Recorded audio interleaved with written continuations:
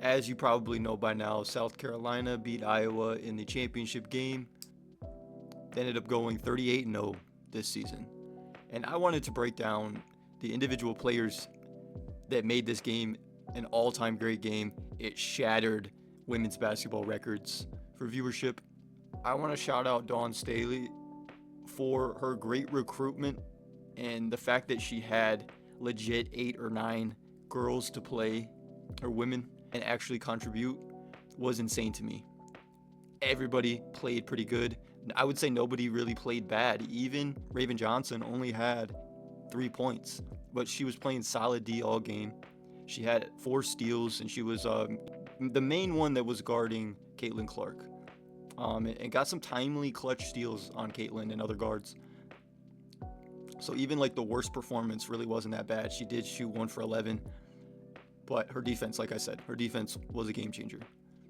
I want to shout out Cardoso. We're going to focus on Cardoso. We're going to focus on Tessa Johnson, and we're going to focus on, obviously, Caitlin Clark. But shout out to Fawiley. She came in the game, and she changed the game. She changed the pace. She changed the defense. She is going to be a great, great basketball player in the next 3 years. She already is a great player, in my opinion. She came off the bench. And she was their second leading scorer all season. So that tells you everything that you need to know about her and her future at South Carolina and her future in, hopefully, the WNBA. And we're going to focus on Tessa Johnson because she only averages 6 points per game, but she had a game of her life. She had 19 points. She hit 3 threes. She was, in my opinion, the second best player on the court in terms of offense. I think Cardoso, just her being out there and being dominant down low, you have to put her at number 1. Maybe Fawiley would be number 3, But like I said, everybody played well. We're going to go player by player. We're going to focus on 3 players. Like I said, we're going to focus on Cardoso first, and then we're going to focus on Tessa Johnson, and then we're going to focus on Caitlin Clark last.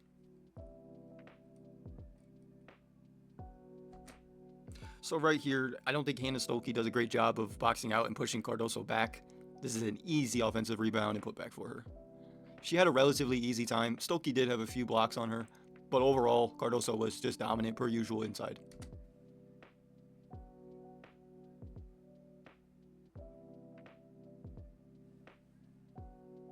So again here, not much resistance from Hannah Stokey. Right, the purpose of to front a player in the post is to prevent them from getting the ball. And so this is not the most ideal way to front the post. You probably want to front it with your hands up, being much more tall, use your length, and prevent that pass from getting to Cardoso. And I understand it's not as easy as it sounds. And Cardoso is also 6'7". But, Hannah Stokey's arms aren't up. She doesn't jump for the pass. Goes right over her head, right to where Cardoso can easily catch it and finish. But it's just too easy, right? There's no double team coming from, weak side. There's no double team coming from the strong side corner. Caitlin Clark is kind of just watching Cardoso post up. Not much resistance, like I said.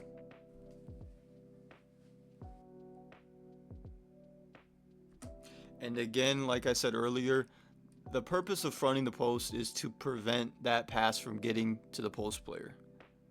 So, if Hannah Stokey had her hands up and wasn't just watching the ball go over her head, and she jumped maybe and tried to grab it, try to tip it, or push Cardoso all the way underneath the rim or underneath the backboard or even behind it, that would have been a better option.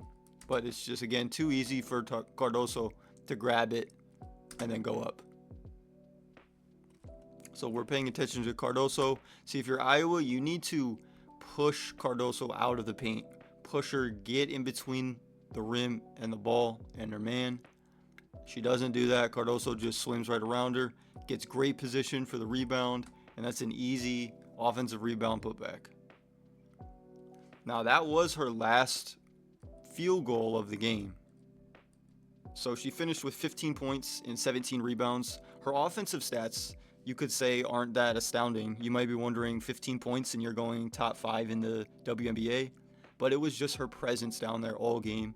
And defensively, she blocked a lot of shots. She had 3 blocks. She was grabbing every rebound out there, basically. She had 17 rebounds. And like I said, just her presence down there opened up a lot of threes for the guards. And one of those guards was Tessa Johnson. She had a career game, 19 points in the championship game. Her average is 6 points. So, like I said, she just had an outstanding game. Caitlin Clark isn't paying attention to the girl that she's supposed to guard.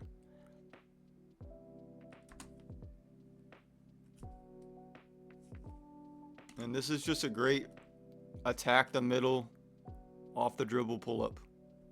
So again, Caitlin Clark kind of playing from behind against Tessa Johnson here. So if you watch that again, Johnson just rotates over. Caitlin is coming from behind now, chasing, and then she gets another screen right here. She can attack the screen and get into that mid-range. That's an easy shot for a college basketball player. Right, just swing the ball to the open girl. Gabby Marshall is a little too far to close out effectively. Knockdown shot. So right here, Tessa Johnson sets the screen and then pops up to the wing. And again, this is an issue when Iowa is running a zone.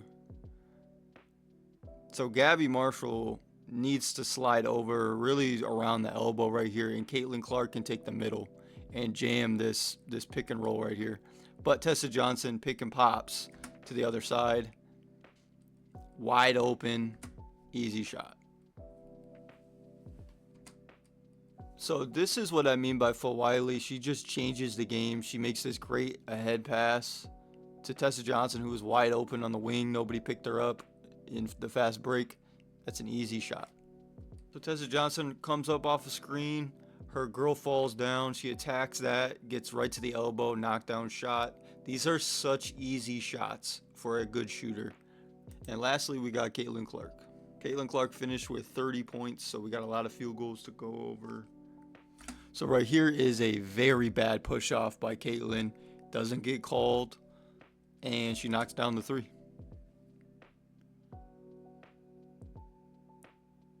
So in my opinion, this is where Caitlin Clark is most dangerous in transition. She just keeps attacking, attacks her right side, and finishes. Coming downhill, she just pulls up. That's insane range. That's well beyond NBA range. And that's why women's basketball was on fire this year. Obviously, there were other great players, but she was the main one for that reason right there. So Caitlin kind of gets away with a carry right here, but she keeps playing, goes through contact, finishes. She's a very good driver when she's on the right side. And then the very next play, she dribbles, kicks it out, gets it back, realizes she's got Cardoso on her, just shoots it. Cardoso's got to step up a little bit quicker, knowing that you have Caitlin Clark. Now, correct me if I'm wrong, but this was Caitlin's first field goal in the second quarter. And that's the main reason why, it's a great just step back. It's a main reason why Iowa blew their lead. Was, your best player isn't scoring in the whole quarter. But she did get some separation right here off the screen. Step back, shot. That's her shot. Going left, she loves shooting that 3.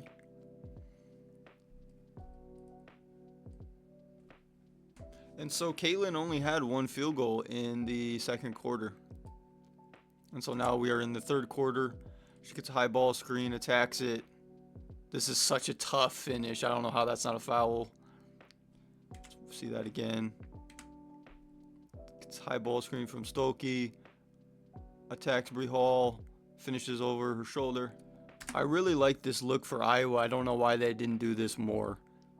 Of running Caitlin off of off-ball screens.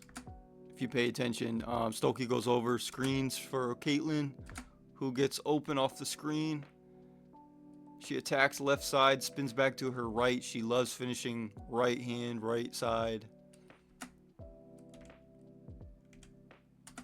See that again. Raven Johnson chasing. Good cutoff, but then she just spins right back. So that's a pro move right there. So I don't know why Iowa didn't set more high ball screens like this. This is how they beat LSU. You set the high screen, Caitlin can attack it. She gets the switch. It puts the other team in a very tough position. And we see what happens. Cardoso just keeps backing up. Now Caitlin has all that room to shoot. Gets the bump. So here is Caitlin Clark's last field goal of her college career. Comes off a down screen. ISO. Goes left. Pulls up. Shot. That's her shot. So my final takeaways of this game. I don't know if that 2-3 zone was the right move. I understand the philosophy behind it. You have very big girls to guard. And maybe your best shot was to be in a 2-3 zone to help each other out. So I understand the philosophy. I just don't think it was executed very well. The guards up top weren't moving very much side to side. And they weren't actually helping Stolke down low that much. As much as what I would think if you're in a 2-3 zone, you can double a lot easier because you got a girl on your right side and your left side. They got killed on the offensive rebounds. It was just basically height and size and length killed. And South Carolina came to play after that first quarter. After that first 5 minutes, South Carolina locked in on defense, knocked down their threes, gave the ball to Cardoso when they needed to. Their bench came in and gave them great energy. Raven Johnson played great defense on Caitlin Clark. Even though she had 30, she made it hard on her. Like I said, they had a lot of wings to throw at Caitlin. Unlike UConn didn't have the depth to throw a lot of bodies at Caitlin. They were, picking her up full court, hand in her face, no matter where she was. I like Hannah Stolke's game. I think she's going to end up being a great player at Iowa. I think that South Carolina has great chances of going back-to-back next year. I think they're going to keep most of their girls. I know a few of them graduated, but all in all, it was a great game. And I hope Caitlin and all the other girls, Cardoso, I hope they have great careers in the WNBA.